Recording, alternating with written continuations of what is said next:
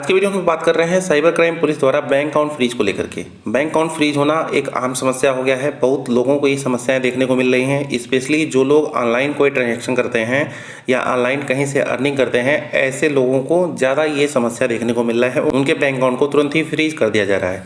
अब bank account freeze तो हो गया, लेकिन बैंक अकाउंट अनफ्रीज कितने मंथ में हो जाता है, इसकी सच्चाई बताएंगे। साथ ही जल्दी बैंक अकाउंट को अनफ्रीज कैसे करें ये बताएंगे, और क्या बिना साइबर पुलिस के आदेश के बैंक अकाउंट को अनफ्रीज किया जा सकता है कि नहीं, इसके बारे में चर्चा करेंगे। तो देखिए, साइबर क्राइम पुलिस द्वारा बैंक अकाउंट को तभी फ्रीज किया जाएगा जब उस पर कोई कंप्लेन हो। अब कंप्लेन कैसे भी हो सकती है। फिलहाल cyber crime police account freeze को लेकर के, इसको अनफ्रीज को लेकर के डिटेल 4, 5 या 6 वीडियो मैंने इसी चैनल पर डाल दिया, आप उसको देख लेंगे तो आपकी समस्या वहाँ से दूर हो जाएगी। फिलहाल इस वीडियो में हम बेसिक बातों को न बात करके सीधे 2-3 इस पॉइंट पे बात करेंगे, क्योंकि ऑलरेडी कई पॉइंट पे अलग से बात कर चुके हैं। अगर बैंक अकाउंट फ्रीज हो गया तो अनफ्रीज कितने मंथ में हो जाता है, तो आपके ऊपर डिपेंड करता है कि आप कितने एक्टिव हैं, एक नंबर। दूसरा नंबर, आपके साइबर क्राइम पुलिस ये जो है ये कितने एक्टिव हैं, ये मामले को कितने जल्दी डिस्पोज करना चाहते हैं।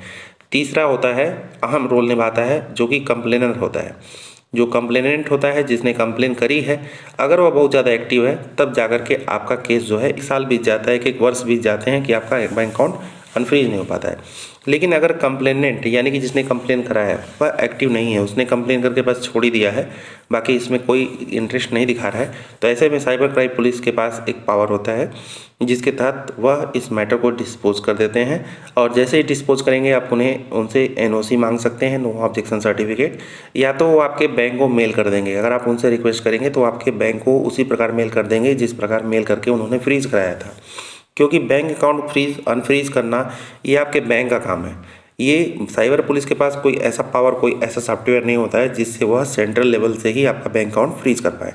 आपका जो होम ब्रांच होता है वही आपके बैंक अकाउंट को फ्रीज या अनफ्रीज कर पाता है, दूसरा कोई पावर नहीं रखता है इसको करने का। तो क्या बैंक बिना साइबर पुलिस के आदेश के आपके बैंक अकाउंट को अनफ्रीज कर सकती है? बिल्कुल।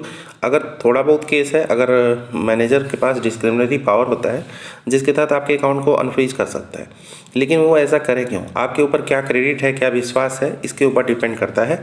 अगर आपका काफ़ी साख मतलब क्रेडिट बैंक की लैंग्वेज में अच्छा है तो आपका बैंक मैनेजर ज़्यादा ही हेल्प करते हैं, ठीक है। अगर नहीं हेल्प कर रहे हैं तो अपनी जान पहचान के किसी बैंक में ले जाइए और उनके द्वारा हेल्प लेने की कोशिश करिए, तो बैंक मैनेजर आपका हेल्प करके साइबर क्राइम पुलिस से बात करके भी आपके बैंक अकाउंट को अनफ्रीज करा देते हैं।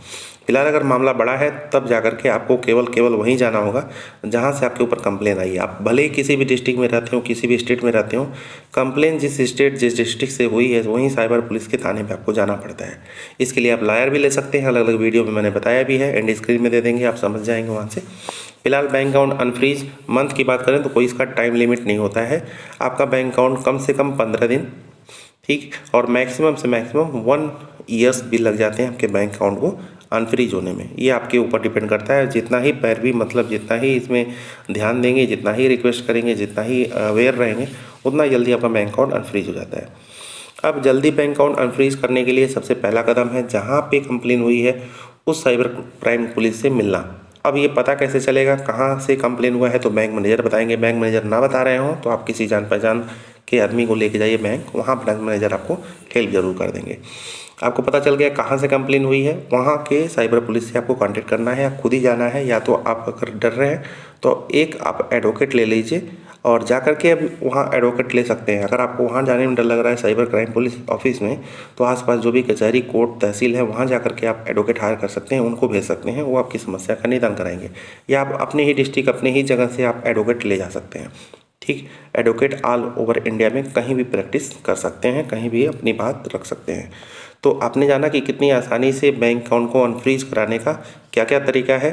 फर्स्ट स्टेप में आपको साइबर क्राइम पुलिस के उस थाने से संपर्क करना है जहां से कंप्लेन हुई है। दूसरा है एडवोकेट और बैंक का हेल्प लेना।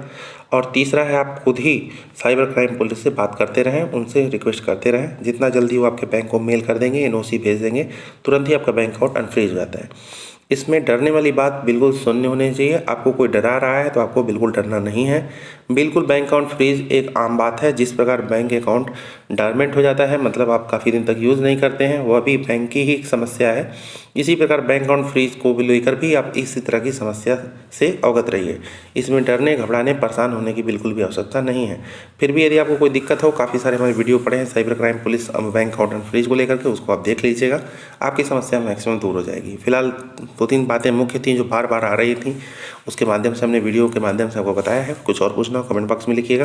बाकी डिस्क्रिप्शन बॉक्स में हमारे इंस्टा की आईडी का लिंक होता है, वहाँ से भी हमसे कांटेक्ट कर सकते हैं। फिलहाल अभी के लिए बस इतना ही। धन्यवाद।